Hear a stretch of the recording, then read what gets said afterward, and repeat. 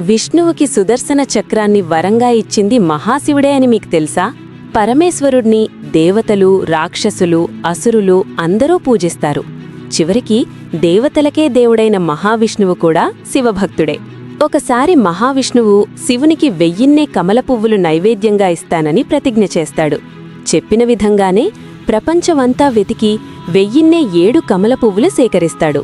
కాని చివరి పువ్వు మాత్రం ఎంత వెతికినా దొరకదు. విష్ణువు తనకు దొరికిన కమల పువ్వుల్ని పరమేశ్వరుడి ముందు ఉంచుతాడు. జ్ఞానంలో ఉన్న శివుడు తన కళ్ళని తెరవకుండా చిన్నగా నవ్వుతాడు. ఎందుకంటే పరమేశ్వరుడికి తెలుసు వాటిలో ఒక కమల పువ్వు తక్కువగా ఉంది అని. అది గమనించిన విష్ణువు, పరమేశ్వరా, నన్ను కమలనయుడు అని అంటారు. అంటే నా కళ్ళు కమల పువ్వుల్లా ఉంటాయి. ఆ చివరి పువ్వుకి బదులుగా నా కంటిని అర్పిస్తున్నా అని చెప్పి వెంటనే తన కుడి కన్నుని తీసి శివుడు ముందు ఉంచుతాడు మహావిష్ణువు. విష్ణువు భక్తిని చూసి శివుడు ప్రసన్నుడై శక్తివంతమైన సుదర్శన చక్రాన్ని వరంగా ఇస్తాడు.